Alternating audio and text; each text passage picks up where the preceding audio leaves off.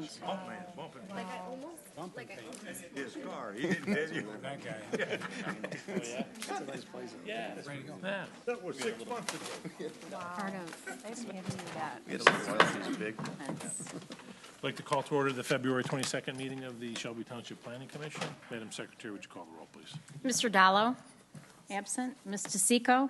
here. Ms. Casali? Here. Mr. Bernardi? Here. Mr. Turner? Here. Mr. Apone? Here. Mr. Vire? Here. Chairman Moffett? We have a quorum. Great, thank you. Next item is to approve the agenda. If there are no corrections, So I'll entertain moved. a motion. Moved by Support. Turner, support by Moore. All in favor? Aye. Aye. Next, approve the minutes from the February 8th meeting. So, support. Moved by DeSico, support by Turner. All in favor? Aye. Aye, motion carries. Okay, this evening we have three site plans. The first being site plan number 16-03, Antonio Varelli, B&V Properties. So, okay, if you'd come up, name and address, please, and what you're requesting of the board today.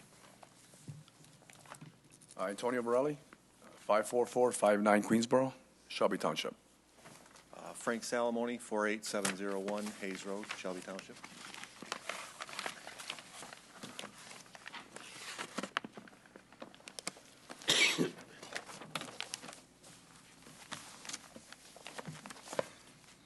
Yes, I'm the architect for the project, and basically I'm just here to answer whatever questions you have.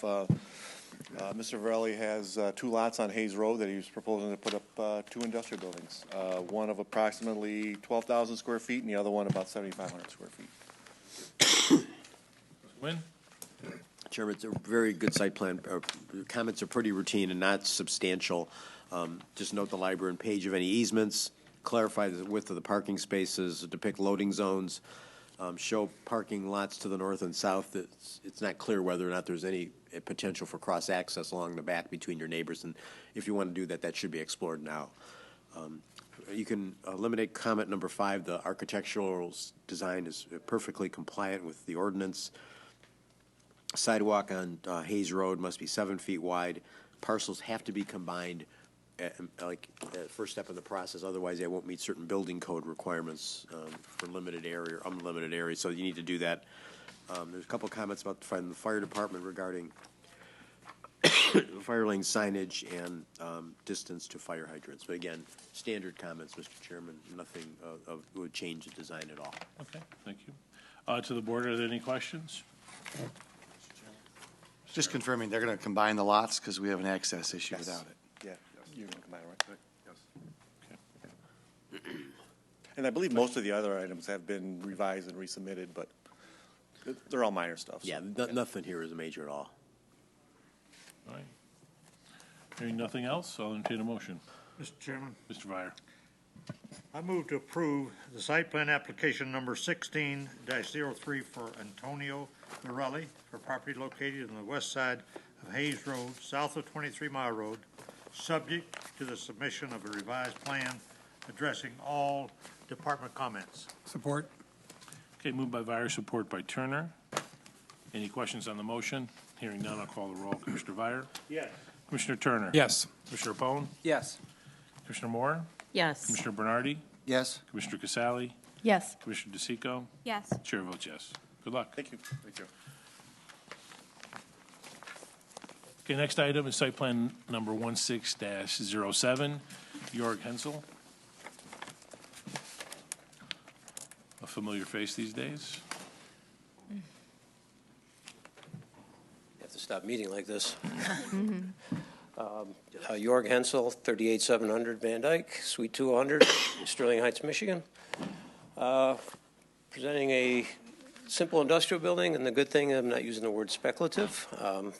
The future owners are also here, so we have a 32,500 square foot manufacturing facility, 7,500 of it's a single-story office, and 3 sides of it surrounded by other industrial parcels, and on the south, we have a mobile home park.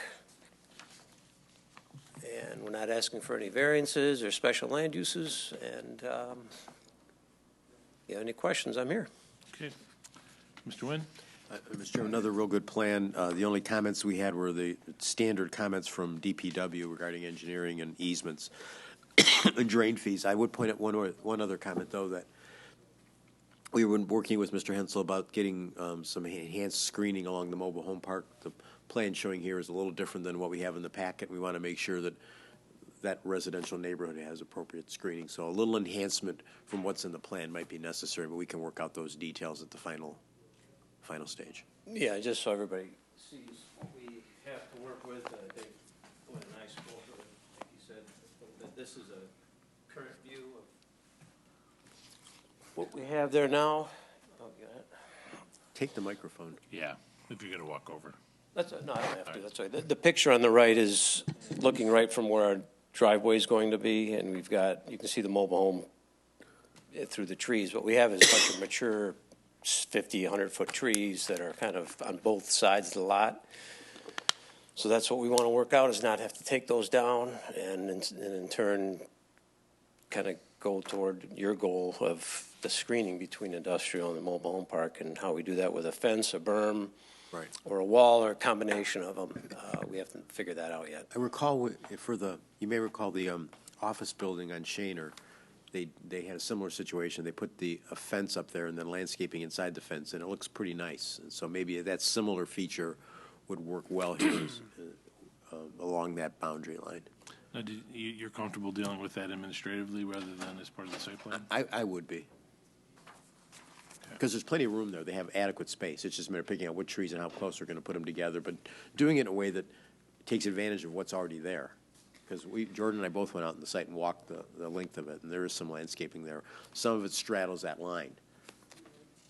Yeah, when I walked it off, those trees almost split the lot Right. line. I don't want to take something down it's kind of that scrub growth, but in the summer it's pretty effective. In the winter it's not. So that's why I'd like to spend some time with them walking it and getting that rectified. Okay, And I'm happy to share that final plan when we get it. okay, very good. All right, to the board, any questions?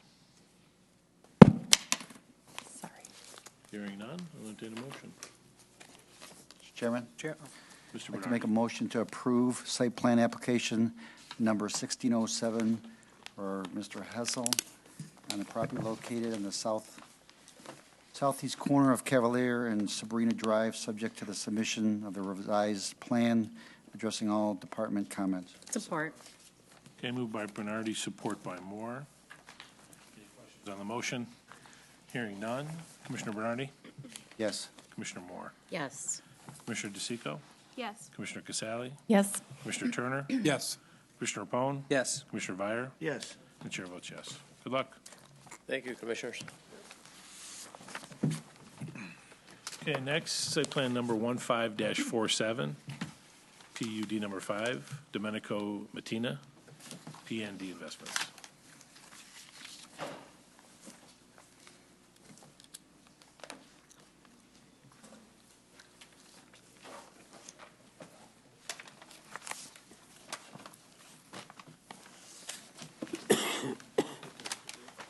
Actually, while you're signing in, I'm going to ask Mr. Quirk to comment on a letter that the board received right prior to the meeting starting from the attorney of Town Center Development Company, claiming that they had some interest in this property.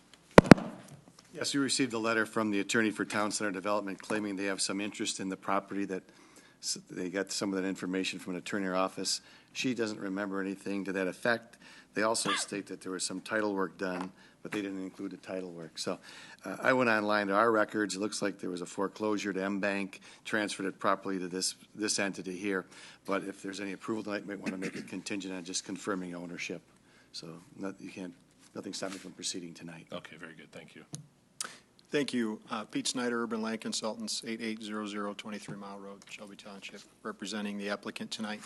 Yeah, I'll address the ownership issue right off the bat since it already came up. Yes, the applicant, the current owner, owns via both a quitclaim deed and a commitment deed from M-Bank. Apparently, Mr. DiLorenzo signed a deed in lieu of foreclosure to M-Bank, and M-Bank has sold it to my applicant. We have title work, and certainly we're prepared to bring in copies of the deeds if you need to, so. Yeah, why don't you plan on doing Yeah, it? I already told them to. So figuring that would just clean it up for you since it was raised. But yes, I'm working for the current owner, and if not, they're spending an awful lot of money on something they don't own. So, anyway, to go through the project again, this was before you back November 9th of last year.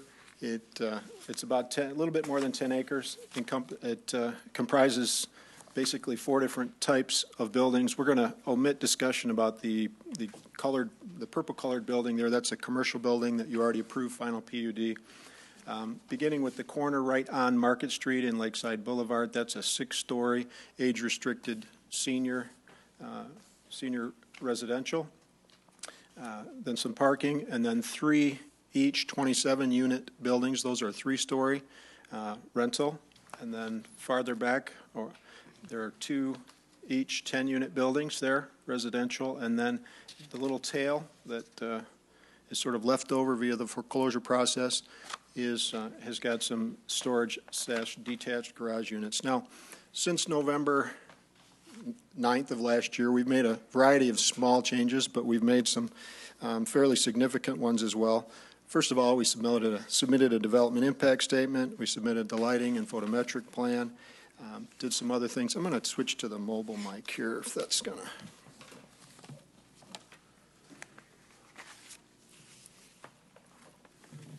There, am I on? Yep. As you know, I like to walk around when I talk.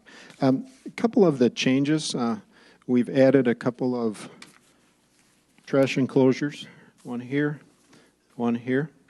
And another big change, larger than that, we've actually limited, we had 104 of those storage units, detached garage units down there. We've chopped that back, added some open space here at the end of the tail, and now we're at 62 of the storage units.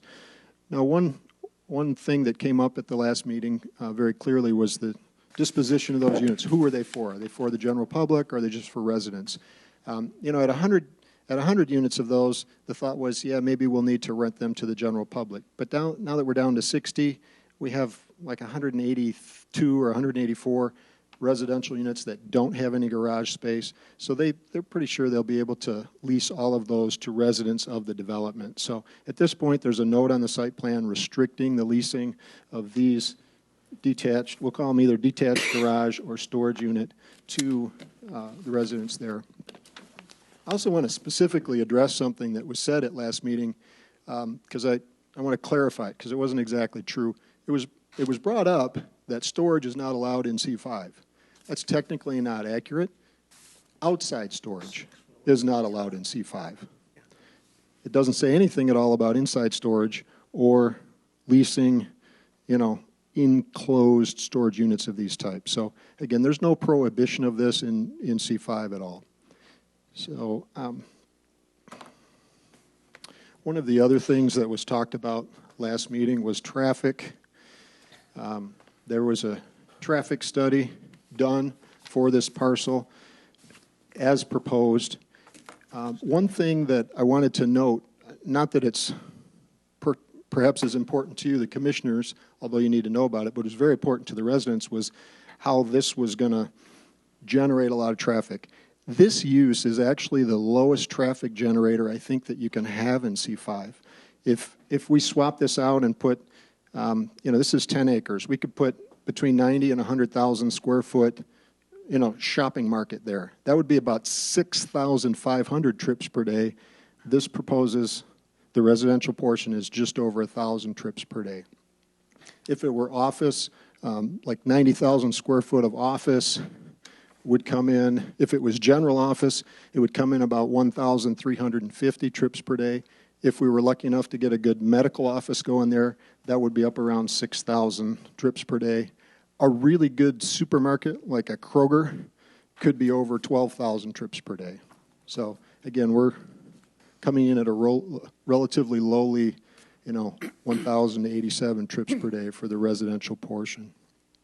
The last thing I want to talk about is the parking for the age-restricted senior parking there. And again, this was talked fairly lengthily. I think a couple of the commissioners brought it up, and it was suggested to us that we go and look at other communities. What are they doing? And maybe even other specific developments. What are they at? there are at least a couple of developments in Rochester Hills that are of similar nature. Oakmont, South Boulevard, and east of Adams, they have 184 units of senior living and 219 spaces. So that comes out to 1.19 spaces per unit. And then there's a Boulevard Hills. That's got some assisted living in it, maybe not exactly comparable to this, but they have 120 units and 163 spaces per, so 1.36 units. The Rochester Hills ordinance allows, they provide parking for seniors at the rate of 0.8 spaces per unit. And then for assisted living and like almost total care, it's 0.5 spaces per unit plus employees. So that gives you a comparable to, you know, Shelby Township's 2 spaces per unit. It's fairly heavy compared to Rochester Hills. Another place, Villa Bella in Clinton Township, that's on the south side of 19 Mile Road, east of Hayes. They have 86 units, and they have 105 spaces, so that's 1.22 spaces per unit. That's probably a very good comparable to this building, by the way. They have some services available to the building, but it's generally independent living seniors. And Clinton Township's ordinance, again, is 0.5 spaces per unit plus employees. And then, of course, in Shelby Township, we've got Shelby Park Manor, the original Shelby Park Manor, which was 1 space per 1 unit, and then Shelby Park Manor North, which is 1.25 spaces per unit. Shelby Park Manor is occupied. Shelby Park Manor North is still not occupied, although I think he's getting very, very, very close. So with that presentation, I'm certainly available for any questions that you may have. Thank you. Thank you. Mr. Nguyen? Yeah, I would largely concur with Mr. Snyder's summary. He's addressed most of the concerns that were raised last meeting. We mentioned that the C5 district is this hybrid district that references other sections of the ordinance, which is a real clean, neat fit between some of the setback issues. But this is a planned unit development zoning district, so it allows you the flexibility of accepting those deviations from the site plan. And I would tell you that this plan probably captures as much of that design feel that we had in mind when the original P&D was approved back in 1996. So the senior parking ratio we find acceptable. We're doing some research independently because we think our ordinance needs to be changed. So there are some minor corrections that need to be made, but we think this is in a position to move this forward to the board with a recommendation for approval. Okay, thank you. You're welcome. Before I ask the board if they have any questions, I'm going to ask if there's somebody does anyone from the public want to ask any questions or comment on this? Do you want to comment or not? All right, to the board. Mr. Chairman? Mr. Turner. Mr. Snyder, in your executive summary for your development impact statement, you mentioned how the Macomb County Department of Roads intends on installing 25-mile-per-hour signs to help calm the traffic in the area. They intend on doing that. Do you know when the intent will be? Actually, those signs have already been installed. Oh, they have? Okay. Yes, they have. I was out and looked at them. There's a 25-mile-an-hour right there going into the curve, and there's also one down here coming out of it and going back. It must have been fairly recently. That's good. Okay, thank you, Mr. Chairman. Okay. One question I've been bugging on this for a while is a traffic circle right at that foot of Market and Lakeside Boulevard. Maybe half to Mr. Nguyen, half to. I mean, is that something your client be willing to participate in? Because it can fit. I've had a conversation with the Department of Roads, and they sort of did a rough engineering and showed that it would work, but they would need participation.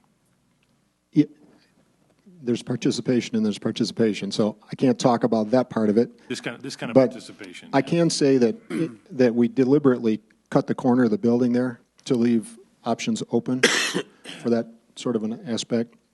It doesn't come right out to the intersection. So yeah, we were alerted coming in from Mr. Nguyen that there was discussion about a traffic circle there, and there really aren't. We don't have objections to that. No. Okay.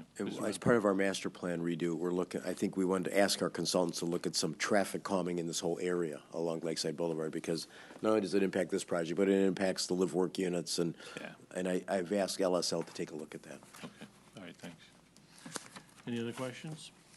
I do. I have a question. I'm not sure if it's, maybe for the planner more so, or Mr. Snyder. It states on here, the applicant is willing to restrict leasing the detached garage storage units to the residents of the development. And a side note is on the site plan. What guarantee do we have? And then to the planner, how do we police something like that? Well, we're not going to be evaluating leases, but if there was a complaint and we could document that somebody was renting one of those things for their lawn landscaping business, we could enforce that. And if it's on the site plan, that's the best way to do it. Well, I guess in our former meeting, when we first had the preliminary, our question was noted as far as the storage units being used and open to the public, the general public. And we were all, well, a few of us, I should say, I don't want to speak on behalf of everyone here, we were not in favor of that. So I guess my question to you is, how do we know as commissioners, if we say yes to these storage units being on the property, how in good faith do we know that those will be used and intended for the residents? I would answer that the same way you know in good faith that he's following any part of the site plan that he's presented. It's on the site plan stating that it's for residents of the development. At some point, you got to go out and check if you're worried. Just the same way you count trees. If you're worried they're not putting in landscaping, but it's on the site plan. He has no intentions of welching on what he's saying.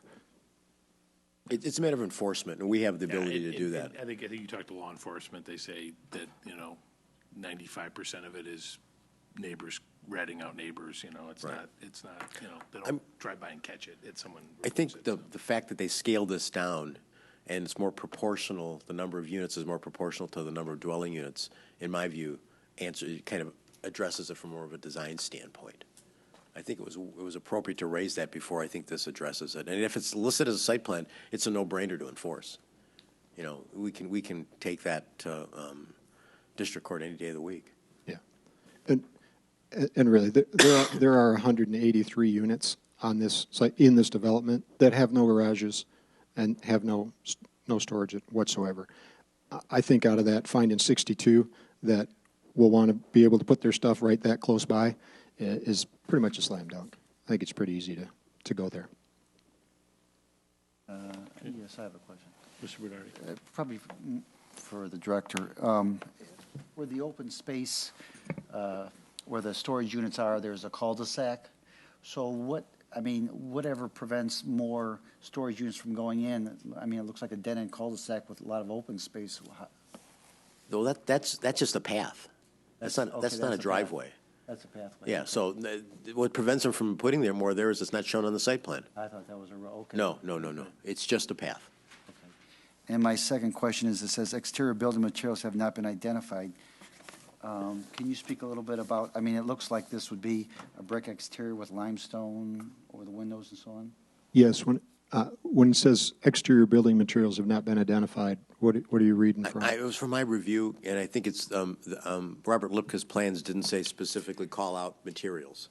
Oh, meaning he didn't specify particular materials. He just said brick or, yeah. Usually there's a label or it's like you can kind of surmise what it's going to be, but I want to make sure I know what that's going to be. Okay. Thank you. Okay, any other questions from the board? Mr. Chairman, Commissioner Sell. my question is for Mr. Nguyen. I'm really passionate about the traffic in the area. I drive there a couple times a week between Costco, the gym, and Shaner Hayes. How can we, or whose responsibility, I know we asked Mr. Snyder if he would participate, but who else participates and what is the procedure for something like this, other than we're going to talk to LSNL about ideas, but how do we gain ownership of the surrounding property owners to participate? And there's no guarantees. No, there's a small group of, Market Street is a private road, and there are a small group of property owners like Costco and Mr. Snyder's client and some of the other shopping centers that control the, that road. And we've had some preliminary discussions, and if we get some ideas, we'd bring them all to the table and see if they'd be willing to participate in doing something there. So that's how we would do it. But I don't want to do it until we have some ideas that we can actually share with them more specifically. Okay. But I think some of Market Street, even as you enter Hull Road from Market Street, it's pretty shabby looking up there. And that whole area would benefit from some upgrading to kind of give it a new look. And some of the developers that are the owners of those adjacent properties have been open to those ideas. So I think it's worth exploring. Okay, that's good to hear.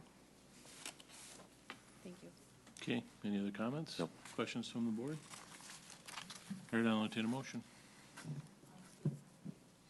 I asked for public comment earlier, and then no one had any comments, so we're moving on. Is there a motion? Mr. Chairman? Mr. Turner.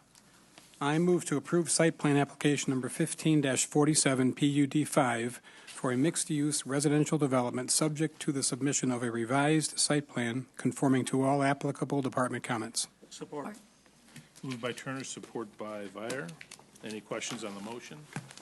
Hearing none. Commissioner Turner? Yes. Commissioner Vire? Yes. Commissioner Pone? Yes. Commissioner DeSico? Yes. Commissioner Casale? Yes. Commissioner Bernardi? Yes. Commissioner Moore? Yes. Chair votes yes. Good luck. Very much.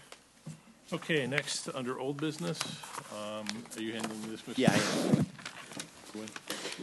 We had a request to, you may recall, on the Vista on site, we approved at one time some RV storage out there, and then a new building for a Volvo equipment company, and then somebody wants to use it now to store some vehicles while they're getting a new location. So it's showing, the site plan shows where they're out. To me, it was a minor amendment to what was allowed before, and I was inclined to accept it, recognizing that this is just an interim use. The owner wants to develop it and, put some more buildings there. But in the meantime, it helps kind of pay the bills, keeps the snow removed. You notice he's upgraded the fence, cleaned up the landscaping, cuts the lawns, shovels the snow, so that's been a huge benefit. And I think this kind of helps provide a little bit of monetary relief until he finds more permanent uses. So I was inclined to accept it for the time being.